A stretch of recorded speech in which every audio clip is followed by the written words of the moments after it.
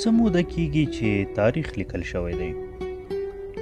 ما په خپل پروني خط کې درته کښلي وو چې موږ باید د مځکې کیسه د طبیعت په کتاب کې ولولو.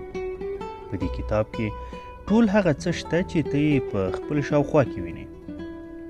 ډبرې، غرونه، درې، رودونه، بحرونه او اور غورځونکي غرونه. دا کتاب همیشه زموږ مخې ته خلاص پروت دی. خو داسې کسان ډیر نشته چې توجه ورته وکړي یا کوښښ وکړي چې ویې ولولي. که چیرې موږ د هغه لوستل زده کړو او پرې وپوهیږو، څونه ډېرې په زړه پورې کیسې به راته وکړي. هغه نکلونه چې موږ یې د ډبرو په مخو صفو کې لوستلی شو، د ښاپیریانو تر نکلو ډېرې په زړه پورې دي. نو د طبیعت په دغه کتاب کې به موږ د هغو ډېرو پخوا وختو په شیانو خبر شو چې زموږ د مځکې پر مخ انسانان او حیوانان نه ول. هر څونه چې دا کتاب پسې لولو، نو به د لومړنیو حیواناتو د پیدا کېدو او نورو حیواناتو په باره کې معلومات ترلاسه کړو. وروسته به نارینه او ښځې منځته راشي، خو هغوی به له دغو نارینه‌و او ښځو څخه ډېر فرق ولري چې ته یې نن ورځ وینې. هغوی به وحشیان وي او له حیواناتو څخه به ډېر فرق ونه لري. په کراره به د تجربې خاوندان شي او د فکر په کولو به پیل وکړي. د فکر قوت به یې په رښتیا سره له حیواناتو څخه جلا کړي. دا کار فکر کول به داسې یو واقعي قدرت وي چې دی به تر هر ډول غټ او وحشي حیوان زورور کړي. ته نن ورځ وینې چې یو کوچنی سړی پر یو لوی پیل سپور وي او هر هغه څه پرې کوي چې د ده زړه غواړي. پیل په وارو تر هغه پیلوان زورور او غټ دی چې د ده پر غاړه ناست دی.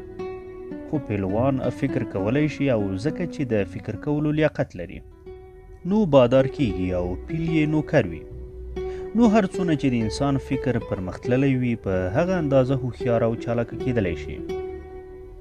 ډیر شیان یې زده کول د مثال په ډول: اور څنګه بل کړي، مځکه څنګه وکري او حاصل څنګه ځینې ترلاسه کړي، د کالو لپاره ټوکر او د استوګنې لپاره کور څنګه جوړ کړي. ډیر سړیان او ښځې یو ځای اوسېدل او په دې ډول لومړني ښارونه منځته راغلل. د ښارو تر پیدا کېدو مخکې انسانان له یو ځای څخه بل ځای ته تلل. ښایي په یو ډول خیمو کې به اوسېدل. په هغه وخت کې دا نه ول زده چې مځکه وکري او غذایي مواد ځینې لاسته راوړي. ځکه یې نو نه وریژې درلودې او نه یې غنم درلودل چې ډوډۍ ځینې پخه کړي. سبزیجات هم موجود نه ول او اکثره هغه شیان چې ته یې نن خورې په هغو وختو کې چا نه پېژندل. ښایي ځینې وحشي مندکې او میوې به وي چې دوی به خوړلې، خو ښایي زیاتره به د هغو حیواناتو د غوښو په خوړلو ژوندي وو چې دوی به وژل. کله چې ښارونو وده وکړه، خلکو ډېر ښایسته هنرونه زده کړل. خط لیکل یې هم زده کړل، خو د یوې ډېرې مودې لپاره یې کاغذ نه درلود چې خط پرې وکاږي. او خلکو د بوجپاترا د درختې د تنې له پوستکي څخه د خط د کښلو لپاره کار اخیسته. زه فکر کوم چې په انګریزي یې برچ بولي او یا یې د خورما د ونې پر بلګو پاڼو باندې خط کیښ. دغه اوس لا کېدای شي چې په ځینو کتابخانو کې داسې کتابونه پیدا کړي چې ډېر وختونه پخوا به د خورما د ونې پر پاڼو لیکل شوي وي. وروسته کاغذ پیدا شو، د خط کښل هم ورسره اسانه شول، خو د چاپ ماشینونه نه ول او د نن په شان په زرهاو زرګونو کتابونه نه شوی چاپېدلی. یو کتاب به یوازې یوه پله لیکل کېده، خو بیا به د هغه له مخې په ډېره خوارۍ بل ولیکل شو. خود به نو ډېر کتابونه موجود نه ول. داسې نه وه چې سړی د یو کتاب د رانیولو لپاره کتابخانه ته ورسي. سړی مجبور و یو داسې څوک پیدا کړي چې د یو بل کتاب له مخې ولیکي او دې کار ډېر وخت وغوښته. خو خلکو په هغه وخت کې ښایسته خطونه کښل او نن ورځ موږ په خپلو کتابخانو کې ډېر کتابونه لرو چې په لاس په ډېر ښایسته خط لیکل شوي. په هندوستان کې په تیره بیا په سانسکریت، فارسي او اردو ژبه داسې کتابونه لرو. هغو کسانو به چې د نورو کتابو له مخې به یې کتابونه لیکل، ډېر وختونه د کتاب د مخ پر څنډو ګلان او نور ښایسته رسمونه کښل. د ښارونو له ودې سره په کراره مملکتونو او ملتونو شکل وموند. طبعا هغه خلکو چې به یو هیواد کې یو بل ته نږدې ژوند کاوه، یو له بله سره ښه پېژندل. هغو فکر کاوه چې تر نورو هغو کسانو ښه دي چې په نورو هیوادو کې اوسیږي او په ډیره بې عقلۍ یې د نورو سره جګړې کولې. هغه په دې نه پوهېدل او دا اوس هم خلک په دې نه پوهېږي چې جګړه او یو بل سره وژل احمق ترین کار دی چې خلک یې کوي.